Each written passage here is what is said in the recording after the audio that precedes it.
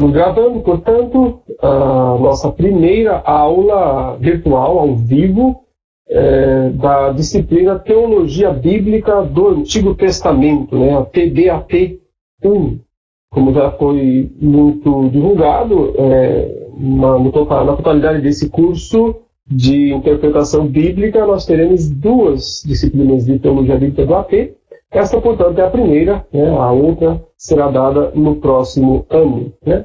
Antes de começar as dúvidas teológicas, né, eu quero dar um espaço rapidinho aqui para quem tiver dúvidas mais de sentido técnico, dúvidas gerais assim, sobre o curso, se alguém quiser perguntar alguma coisa, nós já estamos na 5ª disciplina, como já foi dito.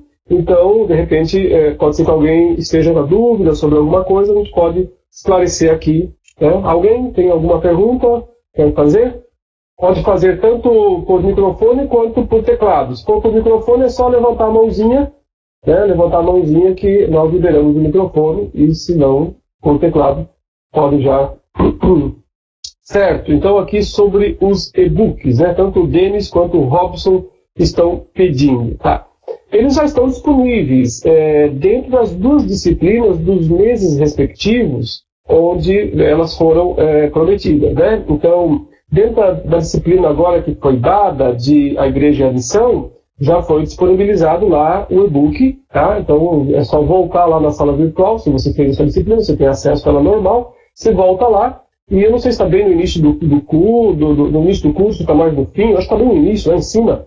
Aí você pode baixar lá dentro do fórum, tá? Um fórum específico lá sobre e-book do tal. Muito importante apenas é não compartilhar esse e-book, ele é só para os alunos, né, do Instituto, tá? E o anterior, eu creio que está na disciplina do Augustus, se eu não me engano, está dentro da disciplina do Augustus, o e-book anterior, né? E aí são 2 e-books, portanto. E os livros impressos, né, nós já estamos começando a separá-los, a empacotá-los, então isso vai gerar bastante trabalho, mas eles vão seguir pelo correio até depois do dia 20, que é quando eu recebo, inclusive, um que ficou faltando. Nós acabamos calculando mal o número de livros que nós tínhamos, até porque o número foi um pouco maior do que nós esperávamos também. E isso, então, eu acabei tendo que mandar imprimir mais um dos livros e ele vai ficar pronto, tá? Sem problema, mas eu só preciso esperar que ele chegue, ele deve chegar até o dia 20, para eu poder enviar para vocês. Né? Aqui o Edivaldo está perguntando sobre os certificados. Vamos ter um certificado só dessa disciplina desse ano, se nós estiver no final do curso ano que vem. Então, o certificado é do curso completo. A gente não emite certificados avulsos, porque, assim, nós não temos condições de ficar. Se todo mundo quiser um certificado avulso, isso gera um trabalho muito grande, né? Então, a nossa promessa desde o começo foi de emitir um certificado para cada 9 disciplinas. Ou seja, quando a pessoa faz 9 disciplinas, ela completa, então, aquele curso, aquele programa, no caso aqui, interpretação bíblica, e daí recebe esse certificado. Ao total, né, nós teremos 3 programas. Nós teremos depois o programa de teologia sistemática e depois o programa de teologia prática ou pastoral. Né? E então, na somatória, o aluno poderá ter aí até 3 certificados. Né? Então, é desse modo. O Lucas Mota quer perguntar, Lucas, mas você não habilitou o microfone quando você entrou. Então eu não consigo liberar aqui. Você teria que sair, fazer logout, né? E entrar de novo e daí habilitar o microfone para poder funcionar. O que mais aqui? Sim, a Ironia se esses e-books em formato do Kindle. Não, infelizmente não. A gente ainda não tem tecnologia para fazer uma boa conversão, porque esses e-books eles são de PDF com as colunas no meio, alguns deles. Então a gente ainda não consegue convertê-los bem para Kindle ou para EPUB. Eu já tentei, já usei vários programas, não fica legal, não fica bom. Então, por enquanto, nós só estamos conseguindo mesmo fazer do PDF. Mas mais para frente a gente quer trabalhar também com outros formatos. A gente quer, inclusive, mais para frente, fazer um aplicativo do Instituto para os alunos poderem acessar por celular, em qualquer lugar. A gente quer fazer isso, mas isso vai ficar, evidentemente, para o ano que vem. O Sérgio Filho está perguntando aqui se é possível dar uma esclarecida sobre os tipos de teologia, se posso assim dizer, isso é teologia bíblica, sistemática, histórica e onde se encaixa os diferentes lados aqui, né? Então, sim, esse curso agora de interpretação bíblica se encaixa dentro da área de teologia bíblica, né? Que é mais voltado para a interpretação, para a exegese. O curso de teologia sistemática é aquele que procura estudar mais as doutrinas em si, né? Por isso que é um curso mais doutrinário. Vai trabalhar com todas as doutrinas bíblicas de forma sistematizada. E o curso de teologia prática, o pastoral, onde vai trabalhar com os aspectos mais ligados à vida diária da igreja. Discipulado, evangelismo, missões, culto, escola dominical. Então vai trazer para essa área, né? Vou ver aqui o que mais. Agora eu vou liberar aqui o Augusto César para perguntar no microfone e já volto aqui para o teclado. Agora, por enquanto, não digitem nada no teclado, senão eu perco as informações. Então, vamos ver aqui. Augusto César, está me ouvindo? Sim, professor. Ok, eu também estou te ouvindo bem. Pode falar então. Nós recebemos um e-mail falando dos e-books, né? E ficou resolvido mesmo então que o livro vai ser o Grandes Doutrinas do Novo Testamento, não vai ser mais do Antigo, é isso?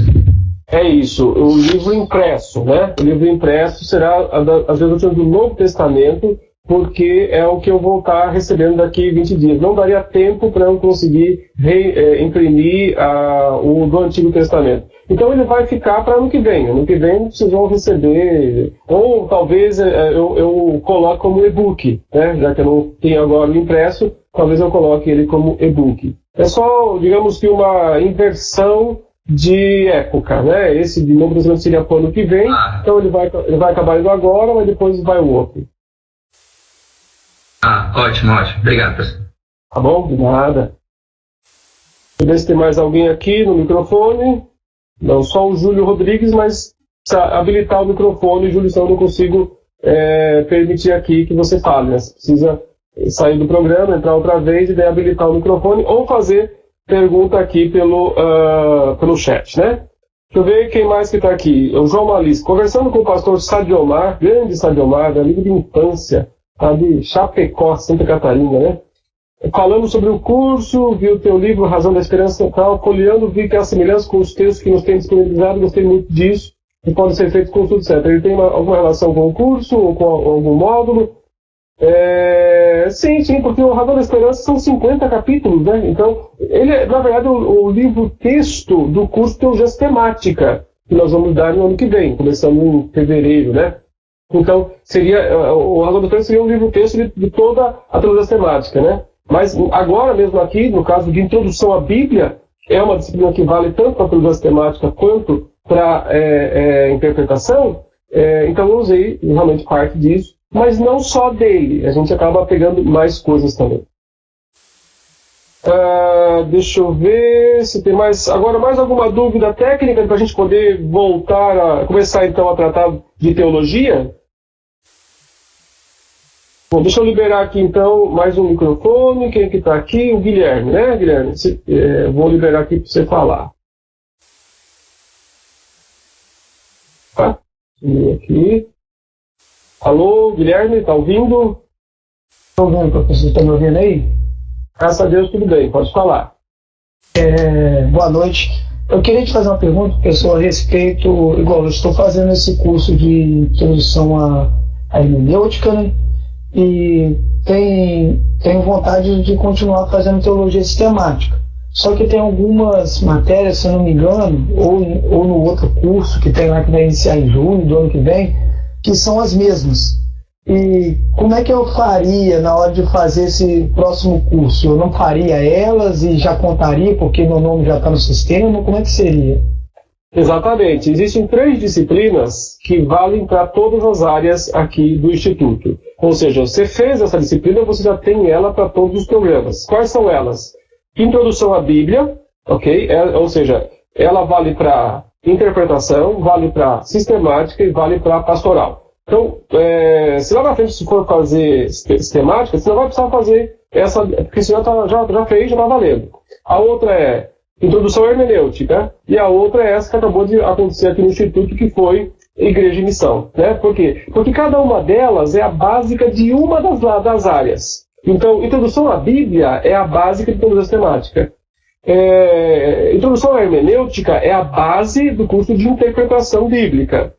E Igreja e Missão é a base de teologia prática, ou pastoral. Então, você fazendo uma, já valeu para as 3. Significa que se você agora já vai ter feito 3 disciplinas de teologia temática, só vai precisar fazer 6, então, tá? E da mesma coisa de teologia pastoral. Você já, para completar o curso, você não vai precisar fazer 9 lá. Você vai fazer 6 de cada, porque você já fez 3. 3 já está contando. Entendi. Obrigado, professor. Nada, obrigado você. Esse eu acho que é um ponto muito importante, né? A gente já programou o curso para ser dessa maneira, para justamente o pessoal poder fazer todas as 3 áreas, já aproveitando, né, uma boa parte do que já fizeram. Né? Isso economiza tempo, investimento, enfim, economiza bastante. Vamos ver aqui. Vanessa está dizendo: eu estou retomando agora o curso, consegui concluir somente a primeira disciplina. Posso ir fazendo paralelo para deixar em dia? Eu não entendi. Você quer falar as disciplinas que já foram feitas, as passadas, é isso? Se for, não, porque nós entendemos, assim, a nossa ideia não é deixar o aluno fazer a disciplina lá sem acompanhamento. A nossa ideia é que toda disciplina feita tenha acompanhamento do professor, dos tutores, que ajudam também, né? Então, a ideia é estar com acompanhamento. Por isso, mesmo que o material esteja lá disponível, mas ano que vem nós vamos oferecer de novo, né, nos mesmos meses desse ano, as mesmas disciplinas e também as próximas, né, que vão acontecer ainda. Então, não vai ter problema nenhum, você vai conseguir fazer no ano que vem essas que você não fez agora. Inclusive, chegará uma época que nós teremos 3 disciplinas ao mesmo tempo. Olha, hoje não, nesse mês a gente só tem essa disciplina aqui, certo? Que é Teologia Bíblica no Antigo Testamento. Mas, no ano que vem, algum momento vai ter 3 disciplinas ao mesmo tempo. Você vai poder fazer uma delas, se quiser, ou até mesmo as 3 ao mesmo tempo. Porque a pessoa tem tempo, tem condição, mês de férias, eu quero me dedicar a isso, se inscreve lá e faz as 3 disciplinas ao mesmo tempo. Então ela pode adiantar, enfim, a ideia mesmo do curso online é flexibilidade. É poder flexibilizar as coisas para os alunos poderem concluir. A gente só não quer deixar lá o aluno sozinho estudando, porque daí nós achamos que não vale a pena o investimento que ele faz, né? Tem que ter um acompanhamento do professor, tem que ter um envolvimento aí com todo mundo. Ok, teologia pastoral mesmo que teologia prática? Sim, mesma coisa. Nós não usamos aqui o nome teologia pastoral porque poderia soar a ideia de que a gente está formando pastores, né? O Instituto Bíblico não tem a pretensão de formar pastores. Então, para não haver esse mal entendimento, essa confusão, nós preferimos o título Teologia Prática. Essa disciplina foi estudada, TBAP, pelo que eu vi, só está cobrindo o livro de Gênesis, nos mais à frente, a 2 e tal. Isso, a 2 ela vai seguir a evolução da aliança em todo o Antigo Testamento. Né? Aí ela vai ser um pouco mais temática do que agora, tá? O objetivo desse curso é mais focado no Novo Testamento do que no Antigo. Mas a gente tem 2 disciplinas para ter um panorama do Antigo Testamento.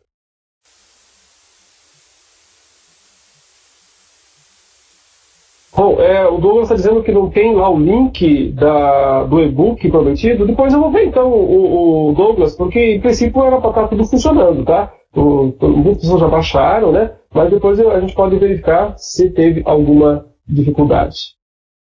Muito bem, irmãos. Vamos começar agora as perguntas teológicas.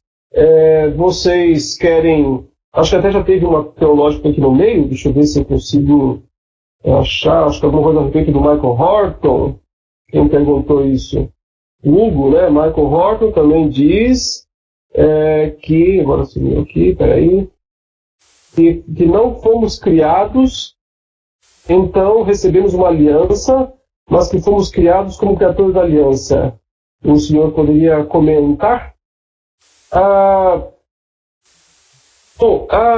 Tecnicamente, Deus estabelece a aliança dele no momento em que ele vem falar com o ser humano e vem fazer as propostas, né? Veja que é uma aliança soberana.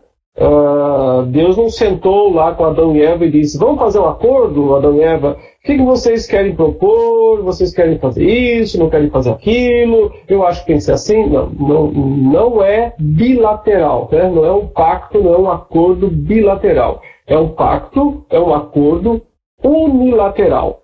Então, o Senhor, ele chega para Adão e Eva e diz: as minhas condições são essas. Então, vocês não podem fazer isso vocês podem fazer, isso vocês devem fazer, mas aquilo outro lá, vocês não podem fazer. Então, tecnicamente, a aliança é estabelecida quando Deus vai e trata diretamente e estabelece essa aliança.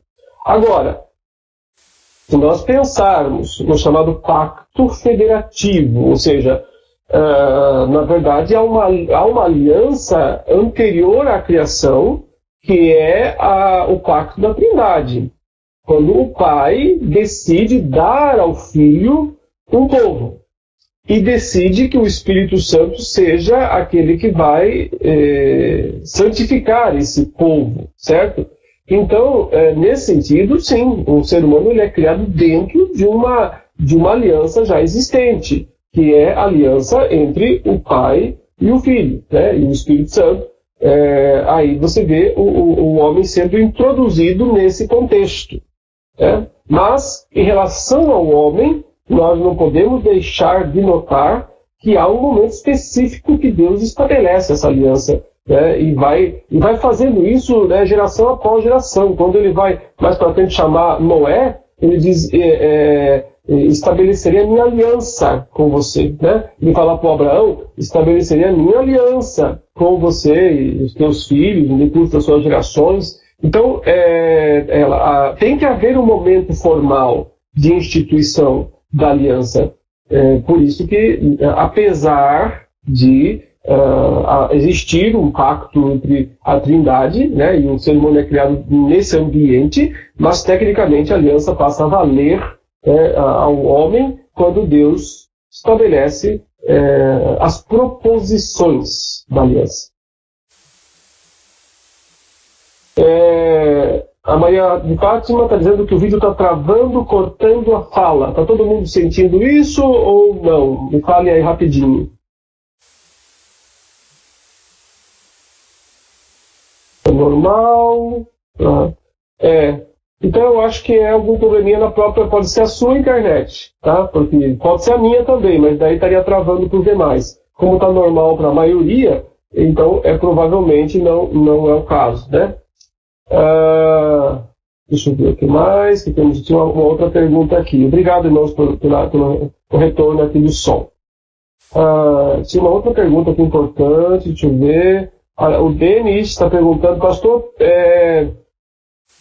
podemos entender que na realidade temos apenas uma aliança que foi sendo renovada e ampliada conforme o Senhor vai se revelando? Ou podemos falar em várias alianças entre Deus e os homens? Não, apenas uma aliança. Deus só tem um pacto, uma aliança. E essa aliança foi sendo renovada ao longo das gerações até se consumar em Cristo. Quando Cristo diz: esse é o cálice do meu sangue, o sangue da nova aliança, não é porque ela é 0 quilômetro, mas é porque ela foi renovada. Ela foi renovada e foi então levada à perfeição. Ela foi completada nesse sentido. Então não há várias alianças, mas apenas uma aliança. Até mesmo se nós pensarmos na aliança antes da queda e na aliança depois da queda, nós temos que ver alguns elementos em comum. Antes da queda, ela é chamada, classicamente, de aliança das obras. Aliança das obras, antes da queda. Por quê? Porque Deus, de fato, colocou um pacto de obras para Adão e Eva. E depois da queda, ela é chamada de aliança da graça. Então quer dizer que não houvesse algum sentido de graça antes da queda, né? Mas que agora ela é redentiva. E isso, de fato, não há, esse aspecto não existe antes da queda. Por um simples motivo que não tem pecado ainda, né? Então, quando é, né, que começa a aliança da graça? Eu vou postar essa semana já a aula 2, que eu exponho o texto de Gênesis 3. Ali vocês verão, né, que a aliança da graça ela é formalmente iniciada ali, nesse momento, em Gênesis 3, quando o Senhor, graciosamente, vai procurar o homem no meio do jardim e vai conversar com ele, vai levá-lo à confissão do pecado, né? E então vai prometer um redentor. Isso é oficialmente o início da aliança da graça. Qual a distinção entre a visão dispensacionalista e aliancista? É justamente essa questão da continuidade. E se nós disséssemos que existem várias alianças separadas, isso seria dispensacionalismo, né? O dispensacionalismo entende que os períodos, os modos como Deus tratou e se relacionou com o povo, eles foram estanques. Então, você tem a época da inocência, a época da lei, né, a dispensação, no caso, do reino, do templo, e etc. Né? E cada uma dessas dispensações, eu estou falando do dispensacionalismo clássico, né? Hoje existe a gente fala um dispensacionalismo light, que ele está muito mais perto do aliancismo do que, evidentemente, esteve o antigo dispensacionalismo. Estamos falando do dispensacionalismo da Bíblia de Scofield, né? dos antigos dispensacionalistas famosos dos Estados Unidos. Né? Então, eles diziam que cada dispensação começava e encerrava um modo de Deus salvar. Então Deus salvava de uma forma específica durante esse ou aquele tempo. Né? E aí é mais ou menos como se não funcionasse mais aquela maneira. Então Deus para e inicia uma nova maneira. Né? E esses são os pontos, né, que a teologia reformada questiona muito, porque entende que não é dessa maneira. Entende que a aliança, na verdade, é uma só ao longo de toda a história. Então existe progressividade, existe novidade, mas existe continuidade. A estrutura básica da aliança permanece ao longo de toda a Bíblia. Né? É aquilo que os teólogos bíblicos chamam de o cordão dourado. Já ouviu falar do cordão dourado? Em alemão, eles têm um termo chamado o Mitte. Mitte significa união, né? Algo que une. Então a ideia é o seguinte: qual é o tema unificador do Antigo Testamento? O tema que perpassa todos os livros da Bíblia, do início ao fim, né? Então, alguns dizem a aliança, outros dizem é o sangue, é o fator sangue. De fato, essas duas coisas estão muito juntas, né? Tanto a aliança quanto o fator sangue. É o plano salvador de Deus, é o plano salvífico de Deus, que é o mesmo, que vai perpassando todo o Antigo Testamento, mas vai sendo renovado cada vez mais, até chegar na sua perfeição na pessoa de Cristo. Bom, vamos lá para mais algumas perguntas aqui. O Michael: o pacto da aliança inclui nossos filhos? E eles podem ser considerados cristãos por estarem dentro desta aliança? Então, Michael, conforme o padrão do Antigo Testamento, seguramente inclui, né? Por quê? Porque todas as vezes que Deus foi falar, ele disse: tu e tua casa, né? Tu e teu filho, tu e os seus filhos, você e os seus filhos. Então, evidentemente, eles fazem parte. A discussão que existe entre as denominações, principalmente presbiterianos e batistas, se deve dar a marca do pacto ou não às crianças. Né? Essa é a discussão. Eu creio que todos os batistas concordam que as crianças fazem parte do pacto de Deus, né? Ou então eles teriam que dizer que elas estão no inferno, que elas estariam condenadas, né? Os filhos dos crentes. Mas, no caso da tradição batista, que aí quase todas as igrejas pentecostais e neopentecostais seguem essa mesma tradição, eles entendem que não se deve pôr a marca, né? Que no caso é o batismo. Já os presbiterianos, anglicanos, luteranos, metodistas e outras tradições mais antigas da Reforma entendem que, sim, uma vez que as crianças fazem parte do pacto, então não há motivo para elas não receberem a marca do pacto. Tá? Bom, mas esse não é um assunto nosso aqui, né? Em algum momento a gente pode ter uma disciplina para falar sobre isso, né? Mas nesse momento, não. O Rafael está perguntando: professor, só afirmou várias vezes no primeiro vídeo que Moisés é o escritor do Pentateuco. Existem outras teorias com relação à autoria dos 5 primeiros livros. O professor já estudou algumas ou todas as teorias. Para a suspensão lógica, pode-se afirmar com mais fundamentação que Moisés é mesmo o autor do Pentateuco? Então, Rafael, Moisés tem que ser o autor do Pentateuco. Tem que ser. Por quê? Porque senão Jesus mentiu. Jesus disse que, como está escrito na lei de Moisés, como escreveu Moisés, como disse Moisés. Então, o tempo todo, Moisés está sendo citado no Novo Testamento como o autor do Pentateuco, ou da maior parte dele, pelo menos. A gente, obviamente, sabe que ele não pode ter escrito o relato da sua própria morte. Isso Josué que deve ter feito, já que Josué escreve o próximo livro, que é o livro de Josué. Né? Quanto às teorias, principalmente a chamada teoria das fontes, a teoria das fontes é aquela que tenta identificar fragmentos de fontes no Antigo Testamento, como, por exemplo, a chamada fonte, a fonte J, por causa de Yahvé, né, o Jeová, a fonte J, a fonte E, que é a fonte Elohim, por isso começa com E, a fonte P, a fonte D, né? Enfim, essa teoria de fontes todas, elas surgiram no ambiente de estudos de pessoas que não eram verdadeiras, que não eram crentes de fato, né? Eles tentaram encontrar essas coisas para desacreditar a Bíblia. Infelizmente, isso hoje é estudado em quase todos os seminários como sendo praticamente um dogma. A fonte de Avista, sacerdotal, Deuteronômia, a fonte de Levíticos, mas cada vez menos também há estudiosos hoje mais modernos que aceitam isso. Então muita gente questiona isso de várias maneiras.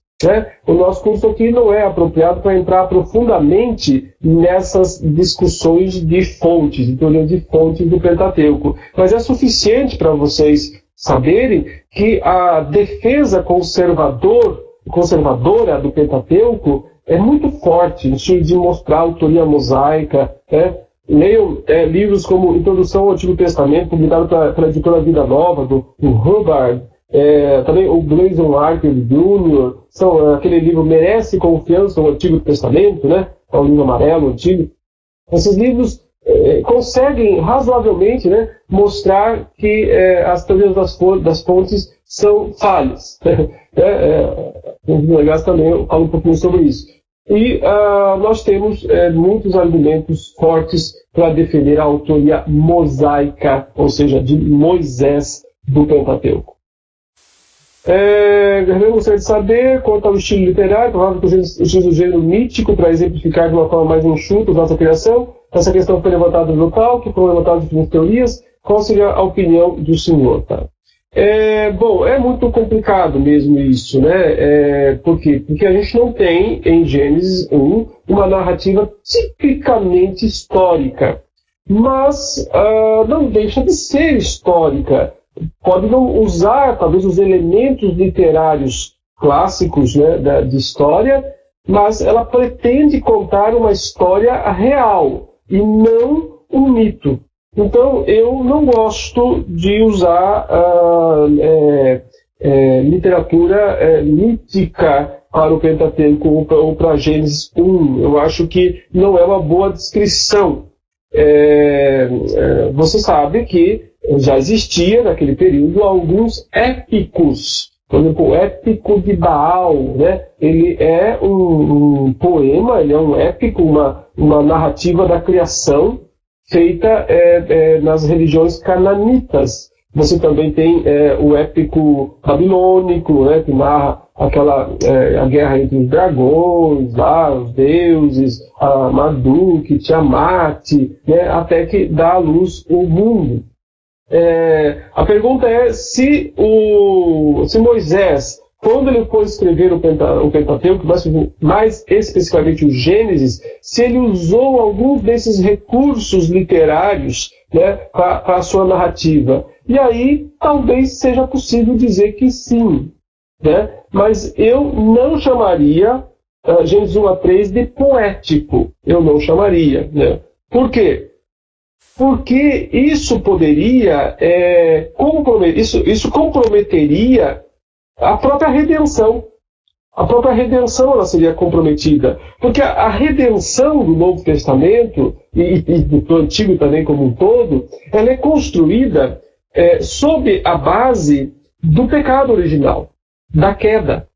Porque o pecado entrou no mundo e o pecado e a morte entrou por causa do pecado, e a morte passou a todos porque todos pecaram, é que Cristo veio para morrer, para pagar o preço, né, da salvação dos pecados.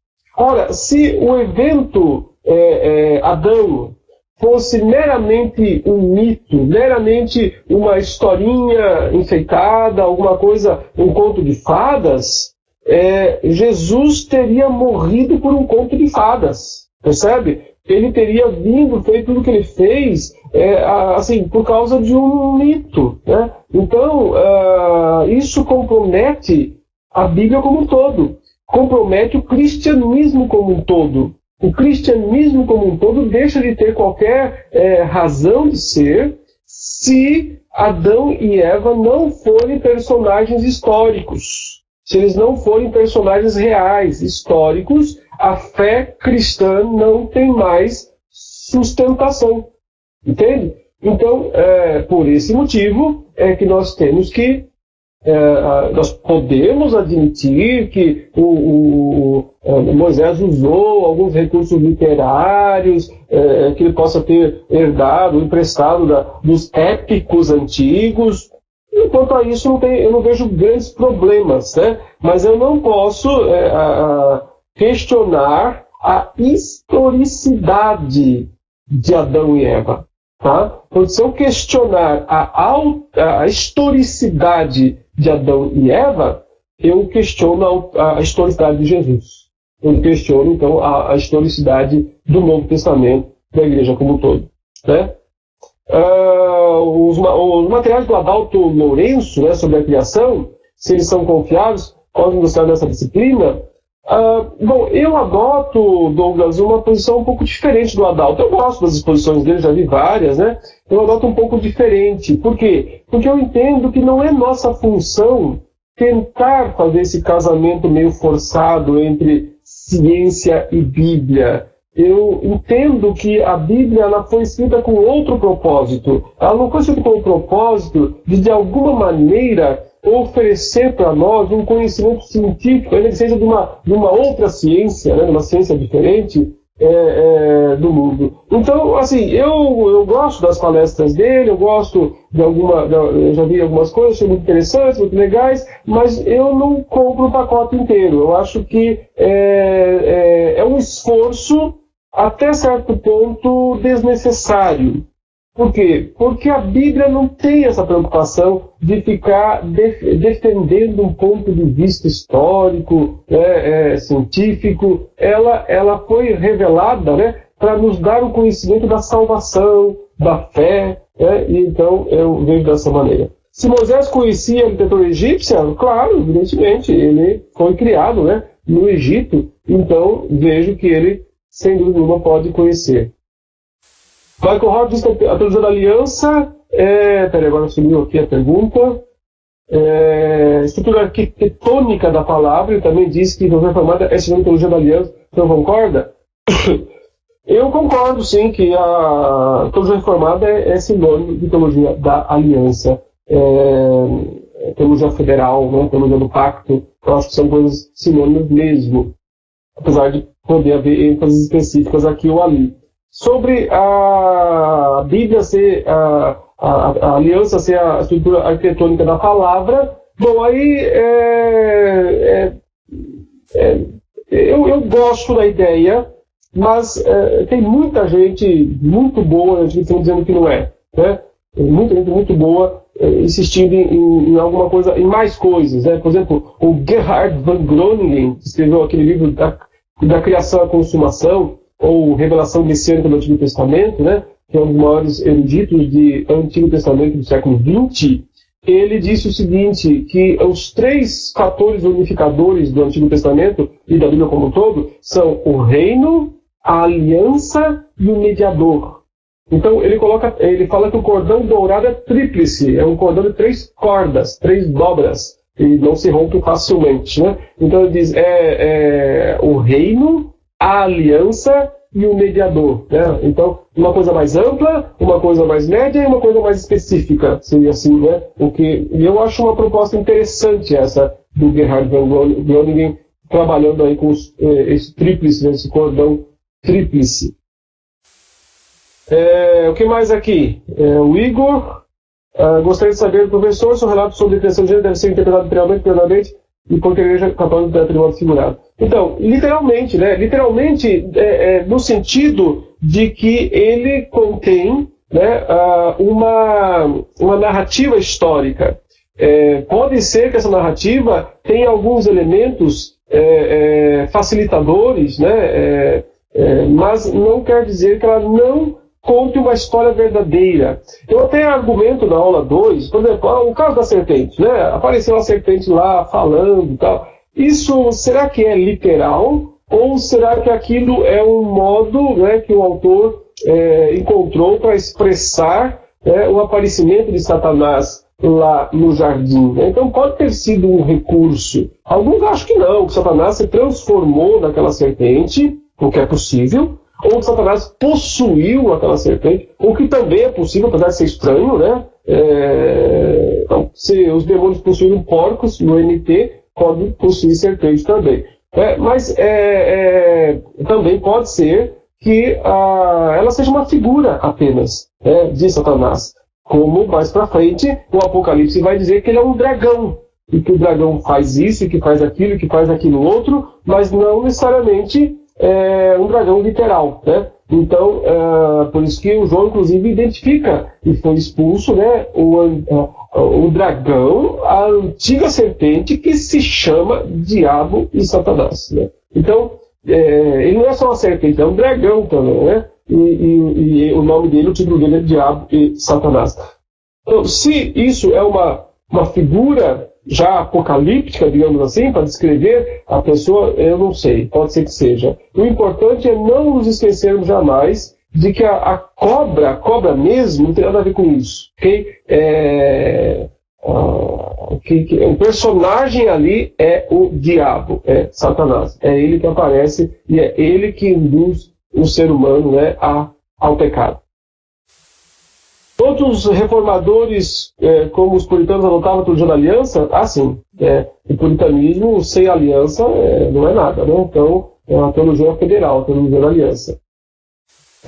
No capítulo 27, a narrativa nos diz que Deus criou o homem e mulher. Capítulo 2, ele narra a criação de Adão e depois de Eva. Parece que houve uma criação antes de Adão e Eva, composta de duas narrativas. Não, é porque é o seguinte. O capítulo 1 narra os 6 dias corridos. Então, ele não detalha, né, a narração. Então, por isso que ele vai dizer, no 6º dia, Deus criou homem, né, o ser humano, homem e mulher os criou, tal, abençoou e disse. Agora, no capítulo 2, o que ele vai fazer? Ele vai retomar essa narrativa e vai explicar cuidadosamente como foi que Eva foi criada, né?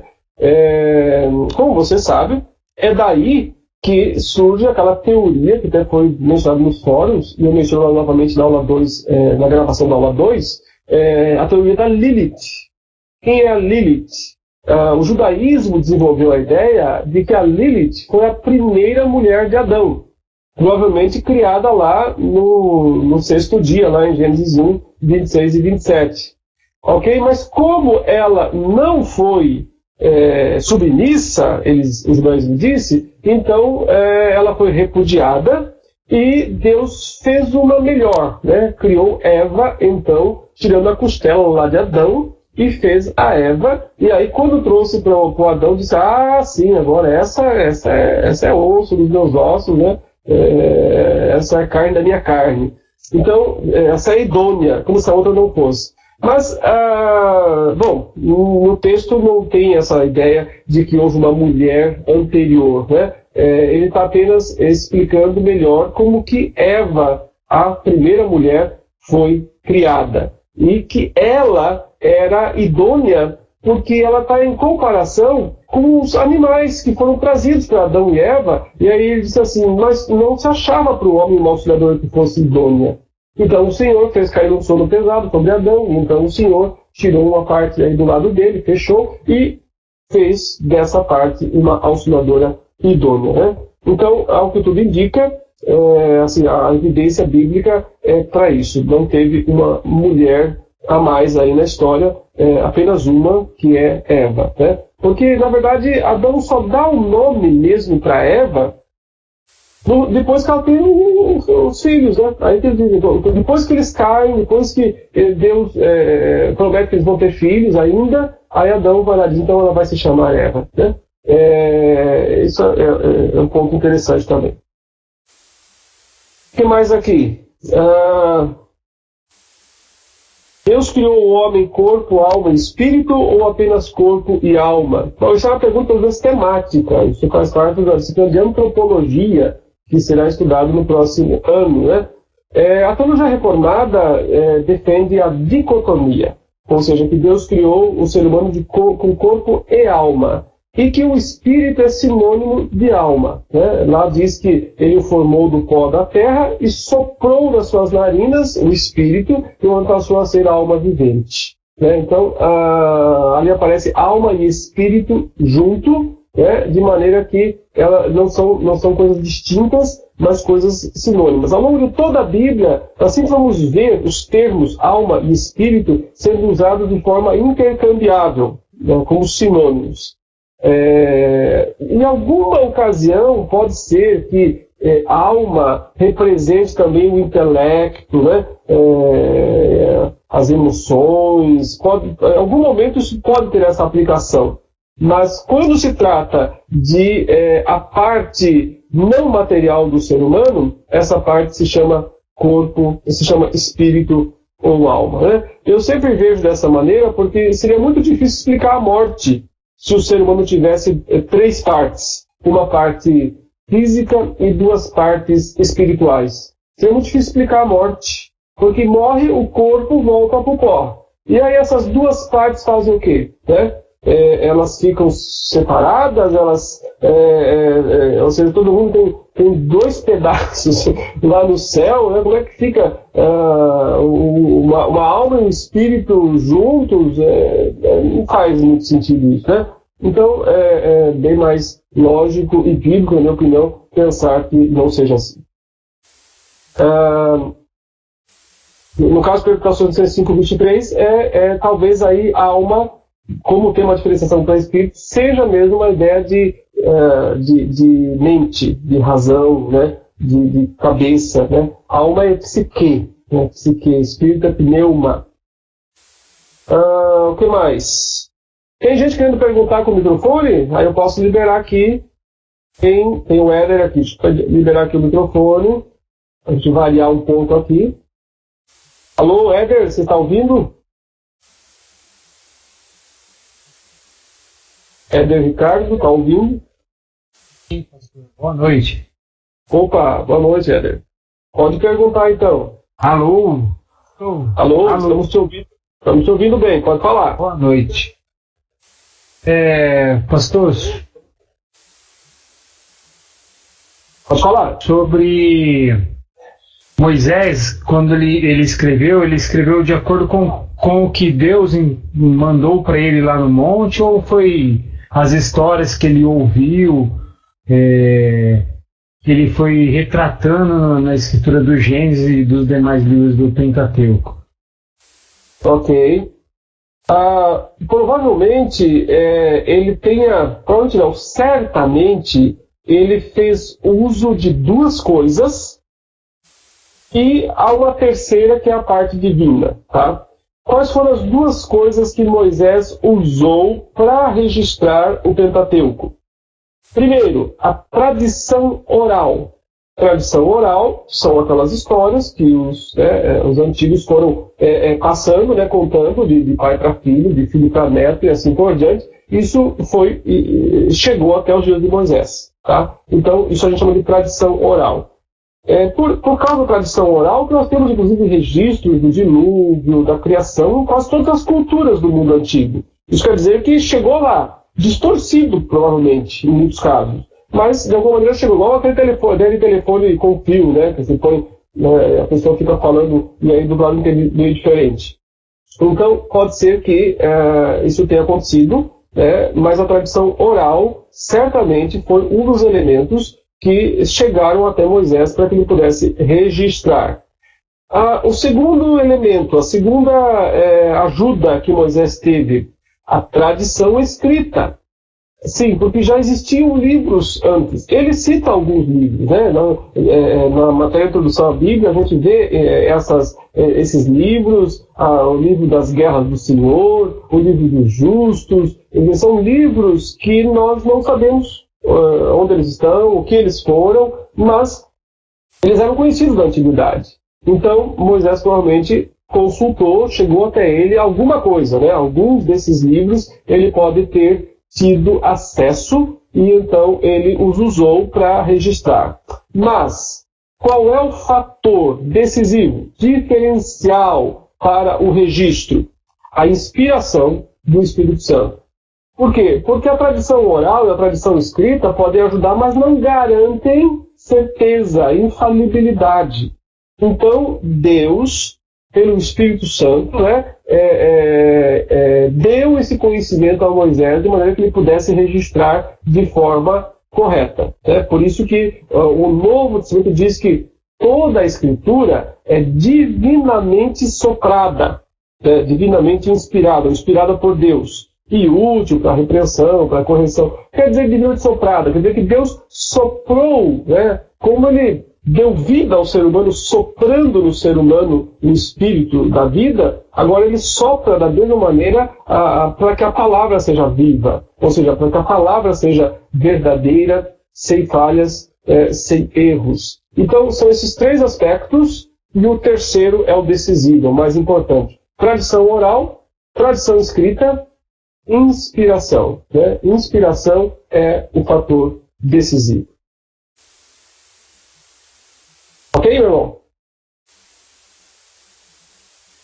Então, tá bom. Deixa eu ver aqui. Tem mais alguém que quer perguntar com o microfone? Obrigado, viu, pastor? Explica um pouco sobre os 3 mandatos da criação. Posso falar sim. Como eu falo um pouco na primeira aula aí, Deus cria o ser humano e estabelece 3 relacionamentos para o ser humano. O espiritual, em primeiro lugar, o social ou familiar em segundo lugar, e o cultural, que tinha a ver com a administração do jardim, do mundo, em terceiro lugar. Essas 3 coisas, esses 3 relacionamentos, eles deviam existir em total comunhão, em total cooperação. De maneira que, da ideia de que o homem está em paz com Deus, ele pode estar em paz com o seu próximo e ele pode estar em paz com a criação. Então, a ideia é que do relacionamento com Deus flui naturalmente um bom relacionamento do homem com o seu próximo, no caso especificamente com a sua esposa, mas isso era para se expandir também para todas as pessoas, e com a natureza, com toda a obra da criação. Deus criou o ser humano e estabeleceu esses 3 mandatos. Eles são importantíssimos. Nós vamos vê-los depois, mais para frente, como é que eles vão sendo quebrados no tempo de Caim e Abel, mais para frente, no tempo dos descendentes de Caim. E isso nos mostra quão importante são esses 3 aspectos, do relacionamento espiritual, do familiar e do trabalho, da cultura, mostrando que Deus está interessado em todas essas áreas. Deus não está interessado apenas que nós não vemos dentro das quatro paredes da igreja. Deus está interessado que nós nos glorifiquemos na igreja, na família e na sociedade. Sempre isso. Então, o entendimento correto da aliança nos torna pessoas muito mais ativas, né, dentro e fora da igreja, não somente dentro da igreja. Mas a gente terá muito a falar ainda sobre os mandados da criação nos próximas aulas. Então vamos voltar agora aqui para o chat, né? O Douglas, aquela questão polêmica, o Fábio defende os nefilins, de quando os filhos de Deus conheceram os filhos dos homens, qual a interpretação correta, se vamos tratar disso mais para frente. Isso, a gente vai tratar disso mais para frente, quando a gente for falar sobre o dilúvio, tá? Então não vamos antecipar agora esse aspecto, porque nós trabalharemos depois. Maico pergunta, qual seria o prejuízo de um cristão se não acreditar na teologia da aliança? Bom, ele perde em grande parte o que Deus fez. Eu acho complicado não acreditar na teologia da aliança porque ela está na Bíblia inteira, né? Esse é o sangue da nova aliança. Então não tem como não acreditar na teologia da aliança. Pode ser que acredite de uma forma diferente, né? Que tem uma outra visão sobre a aliança. Mas não crer na aliança é descartar a maior parte da Bíblia, né? É descartar a redenção, é descartar tudo que Jesus fez, né? Então não tem como não crer na aliança. O que pode acontecer é que às vezes alguém, né, um grupo religioso, um segmento teológico tem uma visão diferente da aliança. Não a veja como tão importante, alguma coisa um pouco mais secundária, ou mesmo veja ela mais substancial, né, como ministrações estanques da aliança. Pode ter opinião diferente, mas não dá para não crer. Porque se não crer na teologia da aliança, não crer na aliança, não crês em Cristo. Porque Cristo falou, este é o sangue da nova aliança. O que mais?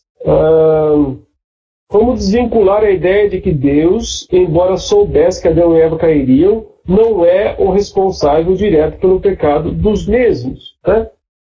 Essa é a velha dúvida, né? Desde os primeiros séculos, desde os primeiros momentos, os cristãos e os judeus também, eles têm debatido esse assunto, eles têm discutido esse assunto.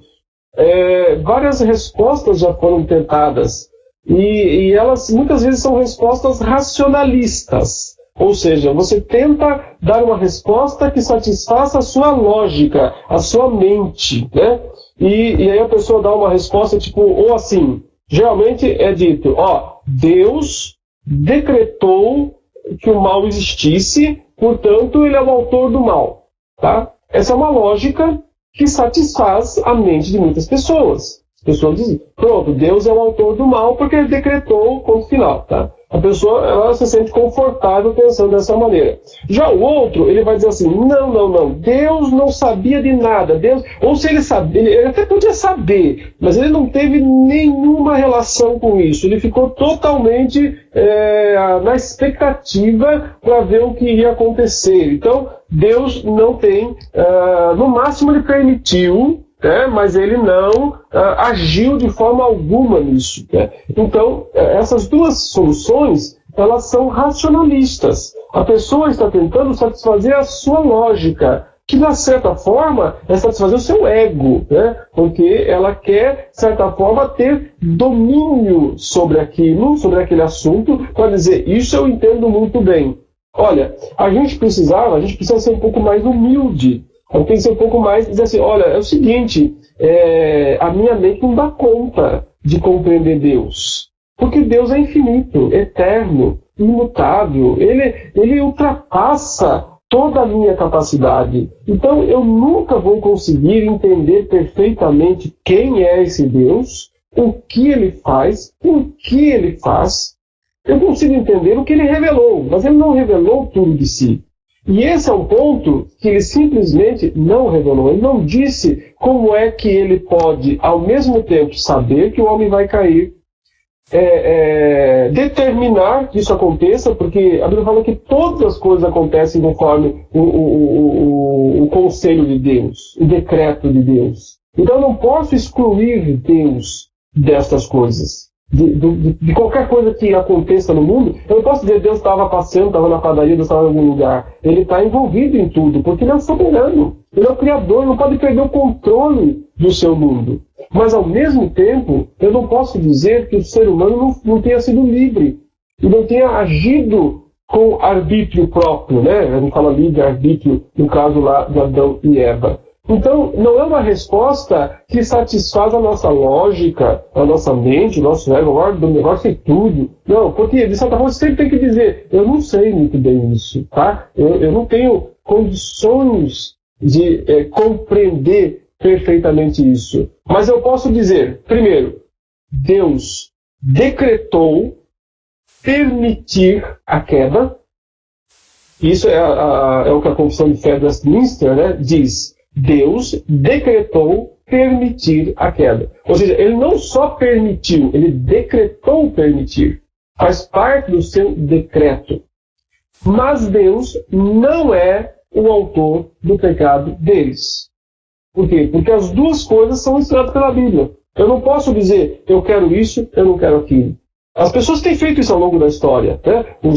O pessoal mais hiper-calvinista vai pro, Deus decretou, Deus é o autor do mal, ponto final. O pessoal mais arminiano vai pro outro lado, não, é livre-arbítrio, é só o ser humano, Deus não tem nada a ver com isso.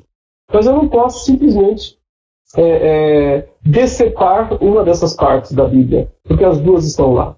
Agora, não é aqui, né, o momento mais oportuno para nós tratarmos desse assunto. Esse assunto nós trataremos quando estudarmos a disciplina chamada teontologia, lá em teologia sistemática. Então, quando a gente põe a cabeça para pensar em cima dessas coisas, né? Aqui nós estamos fazendo uma leitura mais sequencial e nesse sentido, né, cronológica do texto. O que mais, meus irmãos?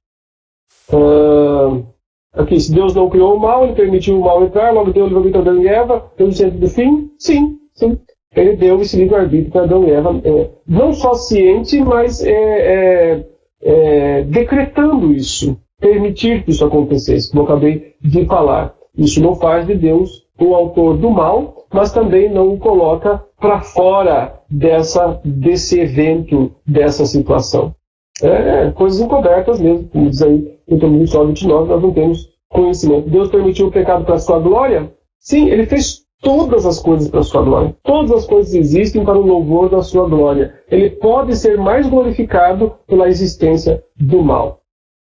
Qual foi a pergunta do Sérgio aí, que o Guilherme achou importante e eu não vi? Qualquer coisa coloca embaixo aí de novo. Os dias da criação foram dias literais? Tem que ser literais. Porque, como eu falo nessa mesma aula, o propósito da narrativa de Gênesis 1 é falar do sétimo dia, do sábado. Então, como o sétimo dia, o sábado, era um dia literal, os 6 anteriores têm que ser também, senão eles não fazem sentido. Não pode ser eras, porque o sábado seria uma era. Não pode ser intervalado, né, porque senão não haveria a ideia de descanso no final desses. Então, sim, são 6 dias literais. Não há como contradizer isso. Agora, quando isso aconteceu, ninguém sabe dizer e a Bíblia não fala.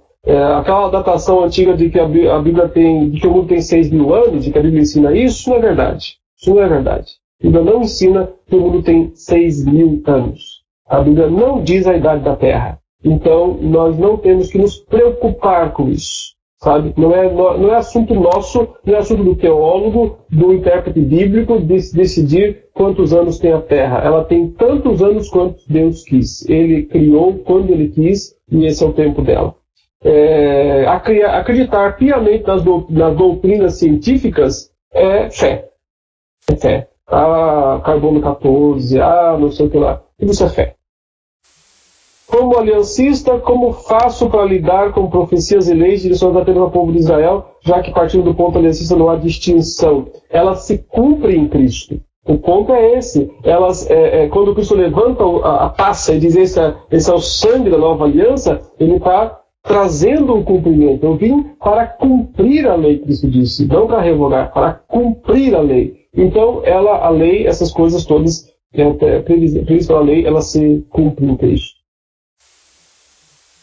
Pastor, a aliança da redenção não está contemplada na santidade? Ou está? É porque ela é mais recente? Não, está contemplada. Eles chamam de aliança da graça, mas ela é a aliança da redenção. O termo não muda nada no meu entendimento. Então podemos dizer que apenas Adão e Eva possuíam o livre-arbítrio? Sim, necessariamente. Porque os filhos já nasceram pecadores. Já nasceram em delitos e pecados. Já herdaram a natureza corrupta, corrompida. Então, necessariamente, somente Adão e Eva podiam ter livre-arbítrio, ninguém mais. Até mesmo os arminianos admitem isso. Por quê? Porque não tem jeito, é isso. Eles admitem que depois da queda ninguém mais tem naturalmente livre-arbítrio. Ok? Mas só que eles encontraram uma solução intermediária para poder restaurar o livre-arbítrio, a graça preveniente. Ou seja, Deus, depois que houve a queda, ele distribuiu uma graça para todo mundo, restaurando o livre-arbítrio em todo mundo. Então, essa ideia arminiana de que Deus restaurou o livre-arbítrio de todo mundo, que não tem como comprovar isso biblicamente, na minha opinião, né? Não consigo encontrar prova bíblica desse. Quando é que foi que Deus restaurou o livre-arbítrio? Não tem lugar nenhum explicando isso. Então, nós estamos crendo que após a queda ninguém mais tem livre-arbítrio. Tá? O que mais? Precisamos falar mais sobre a história humana para subentender melhor. Sem dúvida, é um assunto muito importante. E faz parte dos nossos estudos aqui, né, principalmente no curso lá de Teologia Sistemática, onde a gente vai realmente estudar soberania de Deus e responsabilidade humana. Então, sendo assim, é própria a definição de livre-arbítrio e livre-agência muito própria. Né? É uma excelente definição. Adão e Eva tiveram livre-arbítrio, ou seja, sendo maus ou sendo bons, eles puderam escolher o mal, uma coisa contrária à natureza deles, ok? Após a queda, ninguém mais tem isso, porque não consegue inverter a ordem da natureza. Mas tem livre agência, é um agente livre, não um agente arbitral, mas é um agente livre. Ele age de acordo com a própria natureza.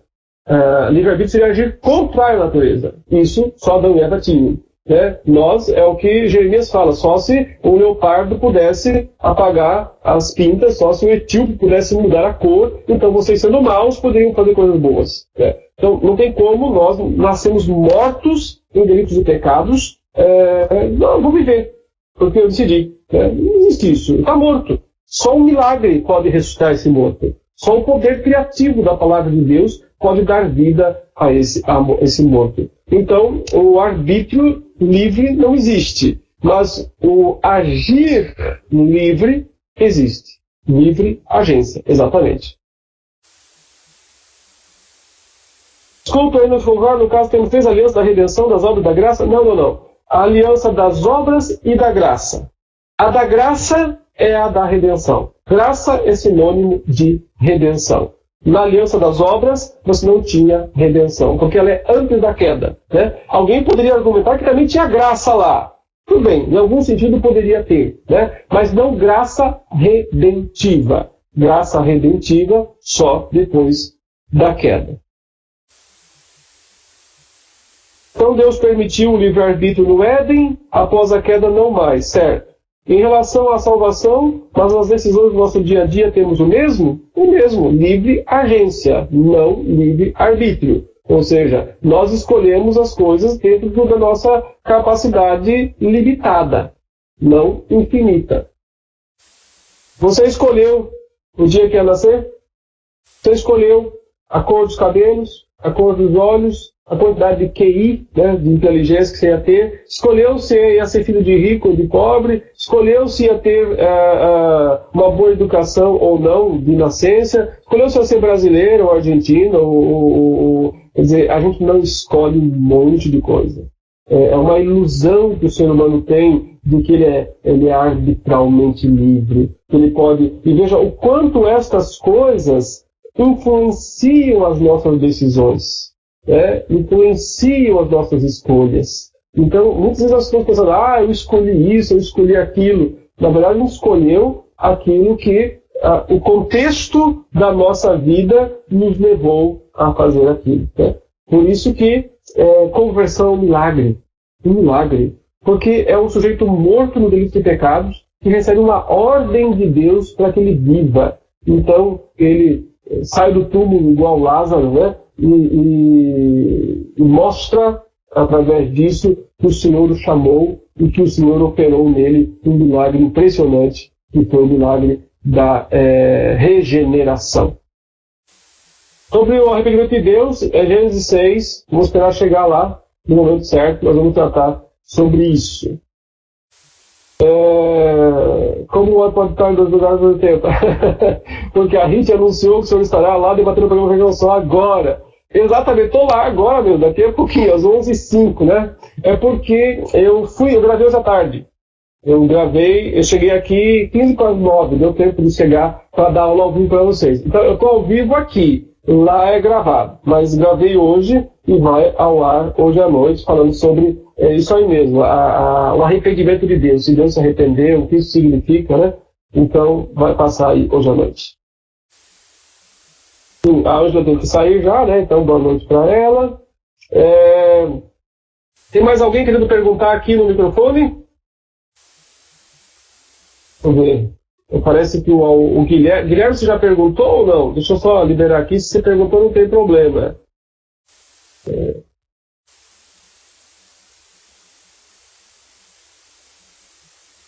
Alô, Guilherme, tá ouvindo? Estou ouvindo. Você está me ouvindo? Sim, perfeitamente. Você já perguntou ou você quer perguntar? Tá. Eu quero fazer mais uma pergunta. Eu perguntei, eu quero perguntar de novo. Posso? Aproveita. É sempre que dá. Deixa eu te perguntar. É o seguinte, eu sempre tive algumas dúvidas a respeito dessa questão de livre-arbítrio, livre-agência. O senhor conseguiu esclarecer muitas coisas. Só que sempre fica uma coisa que fica agarrada na minha mente, que é a seguinte: quanto à aceitação da pregação do Evangelho. Quando a Bíblia diz que a fé vem pelo ouvir a palavra de Deus. Seria errado ou não, eu pensar da seguinte forma: se quando eu ouço a pregação do Evangelho, a escolha que eu teria era se eu aceito essa proposta ou se eu deixo de aceitar essa proposta, eu poderia considerar isso como uma escolha, através dessa escolha que eu seria julgado ou não pelo fato assim, ele decidiu acreditar na pregação do Evangelho e permitir que o Espírito agisse, tanto querer como efetuar na vida dele, ou não, ele não quis dar ouvido à pregação do Evangelho, entendeu? Tipo assim, se esse aceitar ou não a pregação do Evangelho é por minha escolha ou por ação do Espírito, entendeu? Porque, tipo assim, se for por ação do Espírito, parece um pouco que a gente é meio que robô, entendeu? Agora, se essa escolha vem da minha parte, eu sou responsabilizado e tudo mais, mais ou menos isso. Tá bom. Ô, Guilherme, volta ao ponto lá que já foi perguntado atrás, né? Quem age? É Deus? É o homem? Como é que funciona isso? Então, normalmente, né, as pessoas vão buscar dar uma resposta que satisfaça a mente delas, que satisfaça a lógica delas. Ou elas vão dizer: olha, Deus determinou, Deus decretou, e portanto, se ele não decretou que a gente vai ser salvo, não adianta nada, perde tempo, etc. E assim, ponto final, né? Então nós somos uns robozinhos e é isso mesmo. Por outro lado, outras pessoas vão dizer: não, Deus não decretou nada, no máximo ele previu alguma coisa lá no futuro, mas depende de você, é você que tem que decidir, né? Você decide, você escolhe, etc. E, na verdade, a Bíblia está sempre mostrando as duas coisas ao mesmo tempo. Elas não se encaixam muito bem assim na nossa mente, porque nós somos caídos, nós somos limitados, né? Por mais que alguém possa ser inteligente para fazer um monte de coisa nesse mundo, mas não é o suficiente para compreender os mistérios insondáveis, né? A mente do Senhor. Quem pode compreender a mente do Senhor? Então, o ponto é o seguinte, as duas coisas. Deus determinou e o Espírito vai agir para salvar aqueles que Deus quer que sejam salvos. Mas, ao mesmo tempo, cada ser humano é um agente livre e é responsável pela sua decisão ou não. Por isso que você vê os pregadores, os autores da Bíblia pregando, arrependei-vos e convertei-vos. Eles estão dando um imperativo para os seus ouvintes. Os ouvintes é que têm que se arrepender e se converter. Então, eles vão ter essa ação ou não. Né? Porque assim, a Bíblia, o Evangelho nunca é duas opções. Escolha isso ou escolha aquilo. O Evangelho não é isso, não. O Evangelho é o seguinte, você está perdido, você não tem o que escolher. Você está perdido, você não precisa escolher a perdição, você já está nela. Você está perdido, mas o Senhor está propondo, oferecendo uma salvação. Então escolhe a vida. É sempre isso, não é escolhe a vida ou a morte. A morte é sua. Né? Agora escolha a vida, arrependa-se, mude de vida, creia no Senhor. Esse é o chamado do Evangelho. Quando uma pessoa responde a esse chamado, ela está respondendo. E depois ela vai descobrir que fez isso porque o Espírito Santo operou nela o querer e o realizar. Ela vai perceber que ela nunca teria conseguido fazer isso por ela mesma se o Espírito de Deus não tivesse feito esta obra. Né? Então, a resposta não é simplista. A resposta não é isso ou aquilo. Nós temos que reconhecer tanto a soberania de Deus na salvação, quanto a responsabilidade e a liberdade humana. Não o arbítrio livre, mas o agir livre, né? A agência livre do ser humano. Então, é por aí, tá? Mas a gente ainda vai falar muito sobre isso em outros momentos. Deixa agora só responder mais umas perguntas aqui do chat, porque o nosso horário já está bem estouradinho aqui, né? Se alguém precisa sair, fica à vontade, né? Nós já estamos adiantados aqui, o curso geralmente é até às 10, né? São 10h18. Então, quem quiser ficar mais um pouco pode ficar. Eu vou ficar mais uns 5 minutinhos aqui respondendo mais algumas perguntas aqui do chat, né? Deixa eu ver aqui.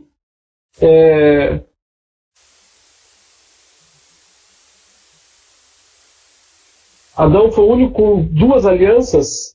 Sim, o único com 2 alianças. Ele experimentou tanto das obras quanto da graça. Se ele foi salvo? Eu creio que sim. Eu creio que foi. Na aula 2 eu digo por quê, tá? Mas eu creio que ele foi salvo sim, porque Deus agiu com graça em relação a ele, apesar do pecado dele. Essa doutrina de Pelágio, que diz que o pecado de Adão não atingiu a raça humana, como surgiu essa doutrina? De Pelágio, você já explicou. Foi o próprio Pelágio que criou essa ideia de que o ser humano, no máximo, tem uma inclinação por causa do pecado de Adão, mas não herda nada do pecado de Adão, não é responsável. Por isso que o pelagianismo é o que estabelece o chamado livre-arbítrio total. Né? O ser humano tem total livre-arbítrio. Isso é pelagianismo. Pastor, entre agora há pouco, não sei se foi falado sobre os dias da criação, os dias contados para a criação do mundo, tem referência aos nossos dias, durante os dias da unidade, ou os seus dias da presença de Deus. Né? A gente já falou mesmo sobre isso. São dias de 24 horas, porque são dias relacionados ao sábado. O sábado é um dia de 24 horas. Então, depois, se você puder, reveja a nossa resposta aí sobre isso. Professor, mas se sou responsável por minha decisão, posso rejeitar o chamado? Porque entendo que respondo com sim pela obra do próprio Espírito. Você pode rejeitar o chamado, sim. Mas, nesse caso, você não teria sido transformada pelo Espírito Santo. Entendeu? Então, o fato de você ter respondido sim mostra que houve uma obra da graça de Deus na sua vida. Então, aí está a prova. Né? A gente tem que ver dessa maneira. A gente fica tentando pensar no que poderia ser ou não ser, mas não é isso que a Bíblia quer que a gente pense. Ela quer que pense assim, bom, eu tomei uma decisão por Cristo, então louvado seja Deus por isso, porque Ele me capacitou a tomar essa decisão. Então, a gente constata depois aquilo que Deus fez antes. O que mais? Ainda sobre... Deixa eu ver aqui. Ainda sobre o estilo literário, o que me faz acreditar que a narrativa da queda não é totalmente literal é o fato de Deus colocar a árvore de falar a árvore e falar para não tocarem. Parece, por exemplo, como botar um queijo e falar para o ratinho não comer, inevitável. Dentro dos fatos, mas também digo que Moisés tenha tido necessidade de exemplificar de forma mais simplificada. Penso que possa ter acontecido algo mais complexo, que preferiu se ater ao essencial para não perder o foco do assunto. Talvez. No caso, agora eu não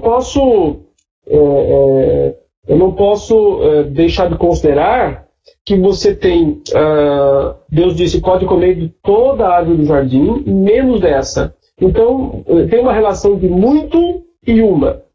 Então, não é bem isso, sabe, de colocar para o ratinho não comer, porque eles não são ratinhos. Ou seja, eles não são inclinados ao pecado. Eles não eram pessoas como nós, que para nós, sim, nós somos inclinados ao pecado, nós somos pecadores. Então, para nós é uma isca. Para eles não era isso. Se tornou somente quando Eva começou a dar ouvidos a Satanás. Enquanto ela não deu ouvidos a Satanás, não tinha isso. Então, é isso que o Novo Testamento diz, né? Eva foi enganada por Satanás. Porque ela se deixou enganar. E é aí que nós vemos, então, o começo da queda. Como foi o crescimento da humanidade após a morte de Abel? Isso é uma dúvida de muitos quando lê Gênesis pela primeira vez. Ah, sim, pois é, né? Porque fica perguntando como é que eles tiveram filhos, né? Como é que eles se casaram com quem, né? Se só tinha o Caim e o Abel e o Abel morreu, né? Mas a Gênesis 5 diz que que Adão e Eva geraram filhos e filhas. Filhos e filhas. Além daqueles, muitos outros filhos e filhas. Então, os primeiros casamentos foram entre irmãos, né? Só mais tarde que essa questão é proibida. Nesse primeiro momento, é assim que vai acontecer. E através desses filhos e filhas vão nascer muitos outros filhos e filhas. E a humanidade vai crescer desta maneira. Todos os eleitos responderão com sim? Sim, claro, porque são eleitos. Eles responderão com sim e responderão livremente. Livremente. Então, aí está o mistério, né? Aí está a coisa realmente muito extraordinária, né? Porque eles vão responder com sim, mas falam isso livremente. E perceberão, lá no final, que fizeram também graças a Deus. Professor, o microfone sumiu, tem que ser por aqui. O senhor escreveu: o sábado desempenha o papel da própria da história. Ele consuma tanto a obra da criação quanto a obra da redenção. Pode comentar, por favor, redenção da criação? Sim, porque o autor aos Hebreus diz, né, que o mundo vindouro é o sábado. É o verdadeiro sábado. É o descanso total. Ele fala que aquele antigo não era o sábado completo, né, porque ele era temporário, limitado, etc. Mas no futuro. Então, a criação original, ela vai até o sábado, aí ela para. E a criação nova, a nova criação, ela é o próprio sábado, né? Um sábado completo, perfeito, lá no futuro.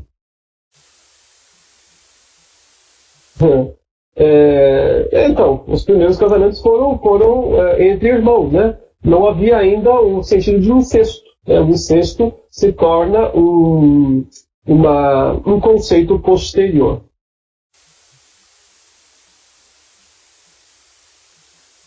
É errado não bater as crianças no pacto da aliança? Bom, no entendimento dos presbiterianos, sim. Né? Os batistas entendem que não. Que deve se esperar crescer até que a criança tenha condição de tomar decisão por si mesma. Né? Os presbiterianos, eu sou um deles, né, entendem que o pai e a mãe podem fazer isso pelo filho. Né? Então, essa é a diferença entre os dois sistemas. Caso um teólogo não acredite na verdade de Gênesis 1 e 2, nós falamos que o teólogo como liberal, geralmente é. É muito difícil um liberal que creia na historicidade de Gênesis 1 e 2. E se o cara não crê, ele tem um pezinho aí no liberalismo. Bom, eu disse agora há pouco, eu posso até estudar o aspecto do gênero literário, não tenho problema com isso. Né, de figura ou coisa nesse sentido. Mas eu não posso questionar a historicidade do evento. O evento tem que ser histórico.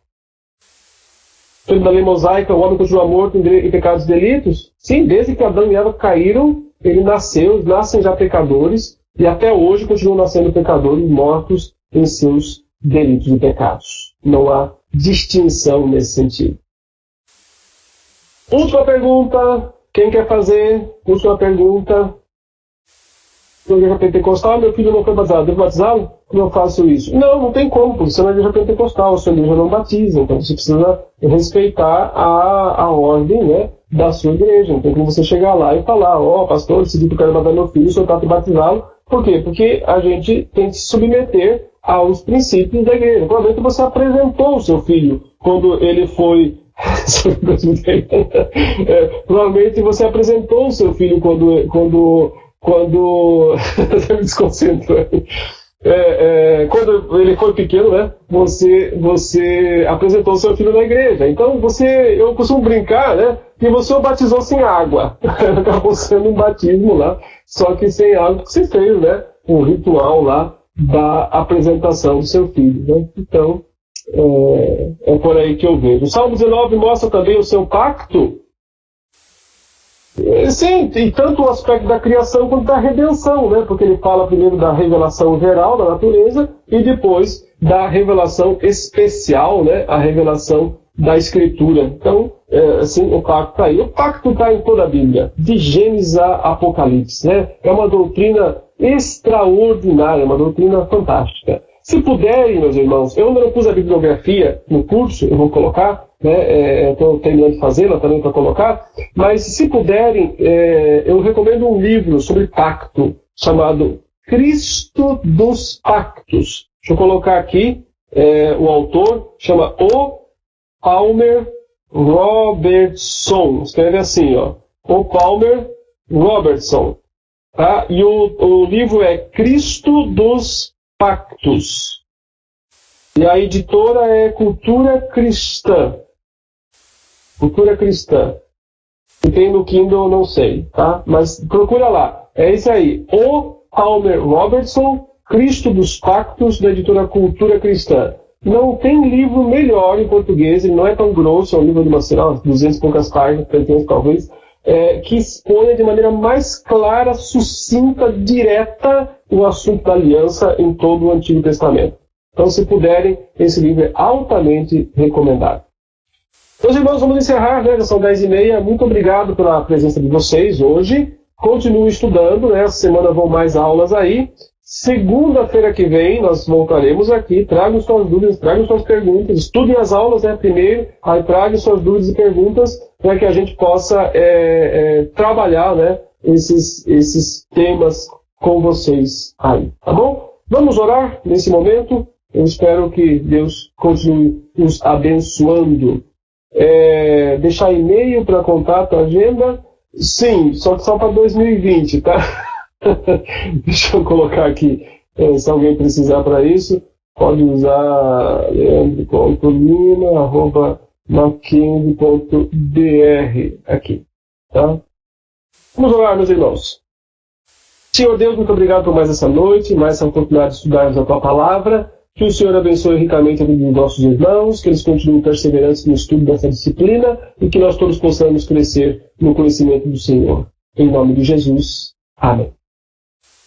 Amém, meus irmãos. Muito boa noite. Deus abençoe a todos vocês. Tá bom?